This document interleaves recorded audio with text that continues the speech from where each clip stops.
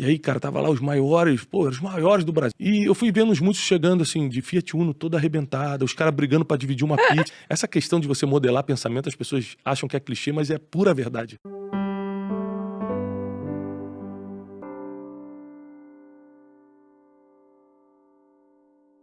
Eu venho de uma família, meu pai militar, né? Minha mãe é professora. E eu venho de uma família que lutou muito pra gente estudar. Então, meu pai priorizou muito isso. Mas, ao mesmo tempo, eles não tinham nenhum tipo de preparação financeira. Então, todo o salário do meu pai era impressionante. Eu lembro que a gente só comia pizza ou alguma coisa mais assim especial, um McDonald's, no dia 1, que era o dia que caía o salário do meu pai. Todos os outros 29 dias era a briga, assim, arroz, feijão que tinha. Todo mundo da escola tinha, porque meu pai trabalhava muito para botar a gente em boas escolas, mas todo mundo ia de Nike e a gente ia de quichute, entendeu? Éramos 3 irmãos, somos 3 irmãos.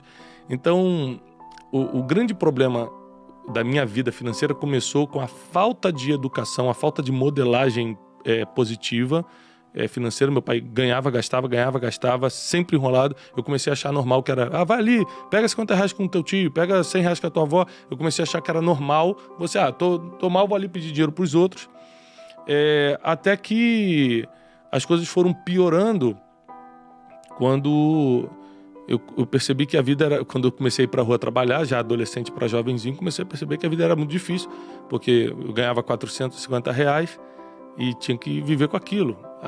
Eu era músico nessa época, eu queria fazer uma aula que a aula de violão era 280, eu ganhava 450. Como é que eu vou fazer isso? Qual que era o ano disso, você lembra, mais ou menos? Isso foi mais ou menos no ano 97. 97? Por aí. Mas eu já tava ganhando meus 450 reais. Eu fui trabalhar no estúdio de gravação. Uma coisa boa, Bruno, é que eu nunca tive medo de trabalhar e nem medo das oportunidades. Então, eu queria trabalhar com música, eu procurei o melhor estúdio de gravação da época, eu morava no Rio de Janeiro, e falei assim, eu queria trabalhar pra vocês de graça. Eu tinha 15 anos. Uhum. Eu queria ficar enrolando cabo aí, mas o que eu queria? Ficar Trabalho aprendendo. infantil não remunerado. Não remunerado, né? Ótimo. E eu queria aprender como é que se faz e tal. Então eu fiquei dos 15 aos 17 trabalhando sem remuneração, enrolando cabo no estúdio, mas aprendi a operar a mesa de som, a montar as coisas, a tocar instrumentos. Com 17 anos, eu já estava gravando CDs. Você foi pago em conhecimento desse período. Exatamente. Quanto que custou isso? Eu já estava gravando CDs e fazendo dinheiro. Então, com 17, 18 anos, eu comecei a ganhar mais. Para 18 para 19, eu comecei a ganhar mais. Só que o dinheiro ia embora no mesmo dia, porque era um modelo muito forte da minha família. Ela repetindo o comportamento dos seus pais. Repetia o comportamento, assim, absurdamente, entendeu? E aquela coisa que você ganha... Eu lembro um dia que eu ganhei 5 mil reais. Foi o dinheiro máximo que eu ganhei de uma produção lá musical que a gente fez. Aí eu liguei pra todos os meus amigos, vamos sair pra comer hoje, que é por minha conta. Ou seja, eu não tinha dinheiro nem pra comer no outro dia. Aí tu ganha um dinheiro, tu quer pagar pra todo mundo, né?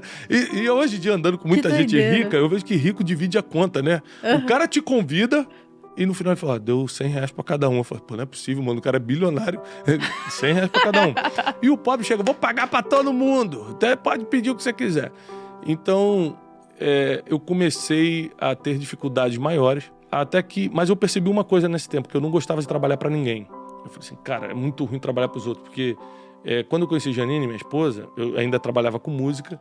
Só que a vida de música era muito instável.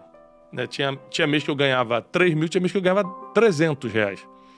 E mais do que isso, eu sempre fui um cara ambicioso no sentido de, cara, eu quero ser o melhor ou maior nisso aqui.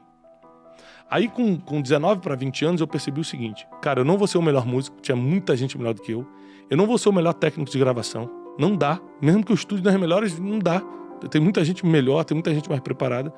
E segunda coisa, eu admirava muito alguns músicos que eram os melhores do Brasil. Eu lembro que eu fui gravar uma vez os músicos do Djavan, como técnico de gravação, né, ali no estúdio. E aí, cara, tava lá os maiores, os maiores do Brasil, Arthur Maia no baixo, os caras assim, muito famosos, qualquer músico conhecia. E eu fui vendo os músicos chegando assim, de Fiat Uno toda arrebentada, os caras brigando pra dividir uma pizza. Cara, 20 reais, 5 de cada um, senão não dá. E eu falei assim, cara... E eram os maiores. Eu não vou ser o maior. E se for, eu não esse vou é o meu ganhar teto. muito dinheiro. Esse é até aí que eu vou. Ali eu decidi... eu decidi que eu queria ser alguém na vida. Eu falei, não, cara, eu tenho que partir pra ser grande, eu quero ser grande. Eu sempre pensei, essa questão de você modelar pensamento, as pessoas acham que é clichê, mas é pura verdade. Eu digo quero que, ser, eu vou ser.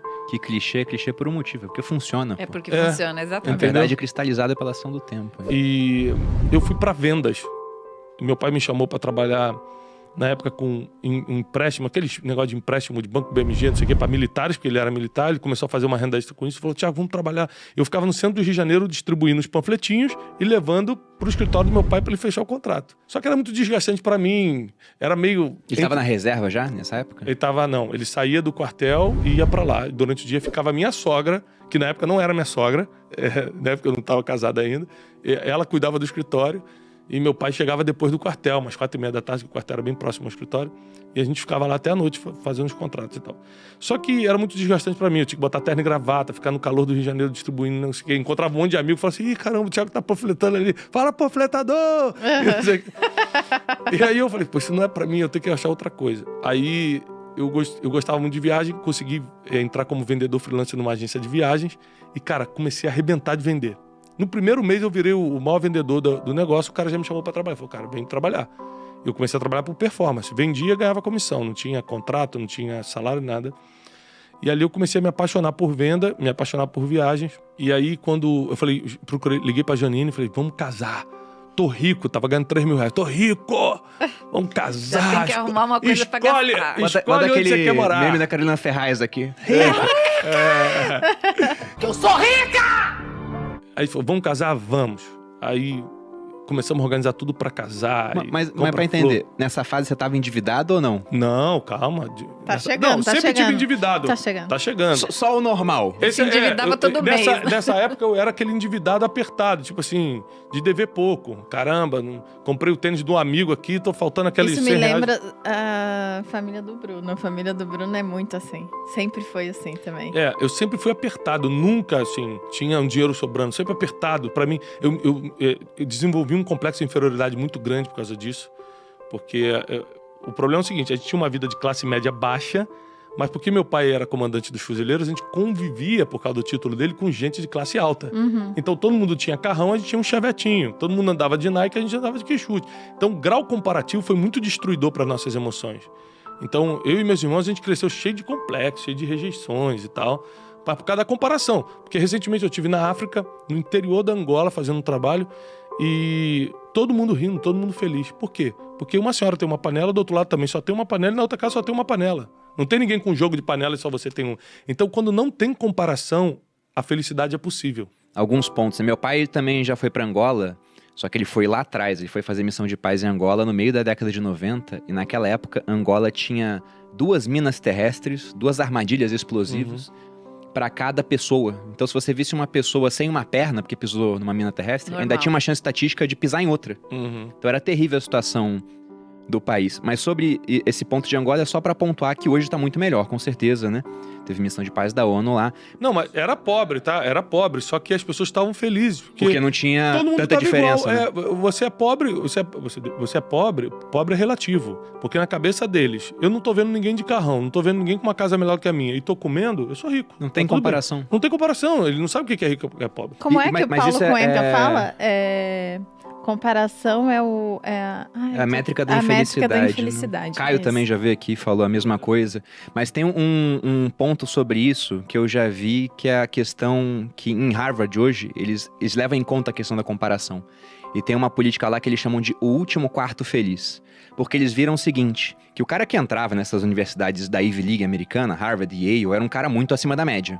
Só que ele convivia com pessoas muito acima da média também. E o que acontecia é que o cara que se formava lá atrás na turma em Harvard, ele publicava menos artigos depois de formado, ele tinha uma menor remuneração, comparado ao cara que era o primeiro de uma universidade mais ou menos. Uhum. Porque o cara que era o primeiro da mais ou menos se comparava com os outros e ficava super confiante. Isso aí. O cara que era o último de Harvard se comparava com os outros de Harvard e ficava muito pouco confiante, porque durante anos ele era sempre o pior da sala. Então, por conta disso, ele não ia bem na carreira. Sendo que, se ele fosse entrar em uma outra universidade, ele poderia ser o primeiro da outra. Justamente por isso, essa comparação que existe entre as pessoas. Uhum. Aí lá, hoje, o que eles fazem? Eles separam o último quarto de vagas pro cara que é atleta. Porque esse cara, ele sabe que se não for tão bem na parte acadêmica, Espera ele tem muito muita dele. confiança na parte de desempenho esportivo. Então ele não é afetado Ele por já não isso. esperava entrar lá, né? Então ele já tá felizão. Não, até espera, mas ele não vai se comparar naquilo. Ele É sabe, que ele bom, vai ser, eu ele perco vai aqui, ser mas eu sou cobrado bom em outra área. coisa. Exatamente, mas essa questão de comparação realmente é terrível, pô. Eu fico pensando,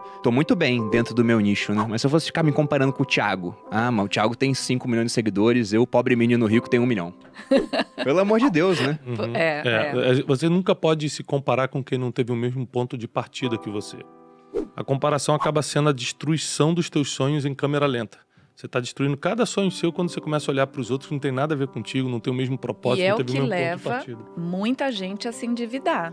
Ah, com É, certeza. lógico. Que ela quer dar aquele passo muito maior do que a perna dela, porque ela diz, como que eu vou ficar para trás? Como assim, né? Então tem tudo a ver isso que você está falando de comportamento, porque a pessoa não dá o passo conforme o tamanho do orçamento. Ela vai se comparar com os outros, ela vai achar que ela está no lugar errado. Eu tinha que estar lá, sendo que eu estou aqui, então vou dar um jeito de chegar onde eu tinha que estar. Se ter um canal no YouTube sem aparecer assim como esse e faturar muito com isso é o seu sonho, então segue as dicas do Rafa. Ele tem ajudado milhares de pessoas assim como eu a realizar esse sonho. Tem muita gente faturando alto e mudando de vida somente praticando o que o Rafa ensina. Então se esse também é o seu sonho, não perde mais tempo. Clica no link da descrição ou do comentário fixado e seja feliz.